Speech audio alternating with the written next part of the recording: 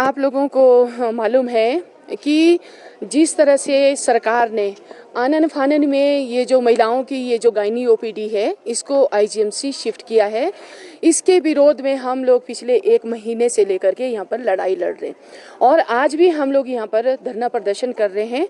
और धरना प्रदर्शन करने के बाद हम लोग फिर यहाँ पर 24 घंटे के धरने पर बैठ रहे हैं। आज बैठेंगे और कल उठेंगे। और जैसा कि आप लोग जानते हैं कि हमने पहले भी कहा कि जो गायनी और जो प्रसूति है ये एक दूसरे के पूरक है, तो इसलिए ये जो विभाग है ये शिफ्ट नहीं करना चाहिए, इसको स्थानांतरण आपको आईजीएमसी में नहीं करना चाहिए। लेकिन सरकार की क्या जिद है हमें नहीं मालूम कि इस इतनी जिद है कि इसको इन्होंने 1 हफ्ते में ही शिफ्ट कर दिया। लेकिन अभी आप देख रहे हैं कि मरीज कितना परेशान हो रहा है। और जो ये जो अस्पताल है 102 वर्ष पुराना है। 102 वर्ष से लेकर के यहाँ पर महिलाओं के स्त्री रोग के इलाज हो रहे हैं, उपचार हो रहे हैं। और तब से लेकर के यहाँ पर आप लोग जानते हैं कि ये 12 बीघा भूमि है। तो हम लोग कह रहे हैं कि अगर 2 फेज इसके हो चुके, आपको जो सरकार को जो है तीसरा फेज जल्द शुरू करना चाहिए। और आपकी जो भी रोबोट सर्जरी है, आपकी जो स्मार्ट लैब है, आपके जो स्मार्ट स्पेशल वार्ड है, आपका जो आईवीएफ सेंटर है वो इसी भवन में खुलना चाहिए। तो सरकार को जहां पर इतने कार्य कर रही है तो क्यों इस बिल्डिंग का काम शुरू क्यों नहीं कर रही है? तो क्यों महिलाओं को इतने धक्के खाने पड़ रहे हैं? और 6 महीने के बाद यही जो हमारा जो एंटीनेटल है, जो प्रसव पूर्ण और प्रसव के दौरान जो महिलाओं की जो जांच होती है, आप लोग समझ सकते हैं कि जब महिलाएं गर्भवती होती है तो गर्भावस्था में महिलाओं को जो डॉक्टर है बार बार उपचार के लिए बुलाते हैं। तो अगर चमियाना में ये एंटीनेटल शिफ्ट होगा तो शिफ्ट होने के बाद आप लोग देख रहे हैं कि वहाँ पर ना बसेस की सेवाएं हैं और ना वहाँ पर सड़क की सुविधा है। तो इसलिए किस तरह से हमारी जो महिलाएं वहाँ पर पहुँचेगी, एक बात। दूसरी है कि ये लोग जो भी ये कह रहे कि वहाँ पर जो एक ही छत के नीचे, हम ये कह रहे कि आईजीएमसी में सब कुछ, इधर कमला नेहरू अस्पताल में जो है, इस कमला नेहरू अस्पताल का अपना ब्लड बैंक है, अपनी लैब है, अपने स्पेशल वार्ड है, इमरजेंसी है, ओटी है, हर एक चीज़ इस अस्पताल के पास अपनी है। लेकिन फिर क्यों महिलाओं को वहाँ पर कतारों में ये लोग खड़ा कर रहे हैं?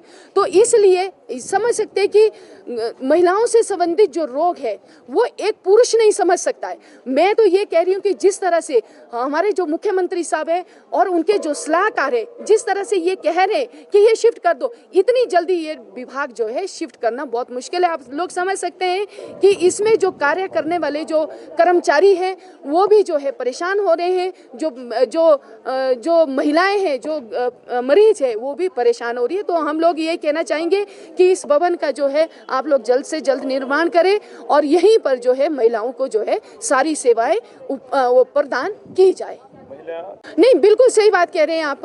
देखिए, ये मुझे ये लगता है कि सरकार को भी जो है उनके जो अधिकारी है वो भी भ्रम में रख रहे हैं। वो जो उनके अधिकारी है वो उनको गुमराह कर रहे हैं। उन अधिकारियों को यही पता नहीं अभी तक कि जो गायनी और जो प्रसूति है वो एक दूसरे से जुड़े हुए हैं। अगर मान लीजिए आप किसी महिला का बच्चा होता है तो क्या वो, अगर उसको गायनी से संबंधित प्रॉब्लम होती है तो क्या पहले वो बच्चे को दिखाने यहाँ आएगी और गायनी को दिखाने के लिए आईजीएमसी जाएगी? तो क्या ये पॉसिबल है? तो यह हम लोग ये बोलते हैं कि सरकार के जितने भी आदेश, और सबसे बड़ी बात है कि बिना नोटिफिकेशन के ये जो शिफ्टिंग यहाँ पर हुई है, सारे ऑफिस ऑर्डर के ऊपर ये सारा तामझाम चला हुआ है। तो इसलिए हम लोग जनवादी महिला समिति के माध्यम से सरकार से ये आग्रह कर रहे हैं कि ये जो गायनी का जो विभाग है इसको आप शिफ्ट ना करें और इसको इसी तरह से, जिस तरह से ये चला हुआ है उसी तरह इससे यहाँ पर चलाए। आप लोग समझ सकते हैं कि कितने लोग यहाँ पर पैदा हुए, सबकी जन्मभूमि है, कितने लोगों की भावनाएं इससे जुड़ी है। और ये कमला नेहरू अस्पताल है, जो कमला नेहरू, जो मैंने पहले भी कहा कि कमला नेहरू ऐसी नहीं थी, वो भी एक स्वतंत्रता सेनानी थी, उन्होंने भी महिलाओं के सशक्तिकरण के लिए काम किया है। तो उनके नाम पर आज ये हो रहा है कि जब आप इसको इधर उधर शिफ्ट करेंगे तो वो सही बात है कि तो वो नाम तो खत्म हो जाएगा। तो इसलिए हम लोग यही आग्रह कर रहे हैं कि ये जो गायनी की ओपीडी है ये यहीं पर पर चलनी चाहिए और जो कर्मचारी है और जो डॉक्टर है वो एक जगह बैठने चाहिए और जो महिलाएं हैं जैसे पहले की तरह यहाँ पर आती थी उसी तरह से यहाँ पर आए। 24 घंटे अनशन कर रहे हैं, आगे क्या रणनीति? बिल्कुल, देखिए 24 घंटे का हम लोग अभी यहाँ पर हमारा रात दिन का धरना होगा और उसके बाद जो है 30 तारीख को, और वो सिर्फ हम लोग ही नहीं होंगे, जनवादी महिला समिति नहीं होगी, शिमला शहर के जो दूसरे संगठन है, नागरिकों के संगठन है, छात्रों के संगठन है, महिलाओं के संगठन है, वो भी इसका हिस्सा बनेंगे और 30 तारीख को जो है हम लोग आईजीएमसी के बाहर बहुत बड़ा धरना प्रदर्शन करेंगे। उसके बाद भी अगर नहीं होता है तो हम लोग जो है सचिवालय की ओर जो है मूव करेंगे।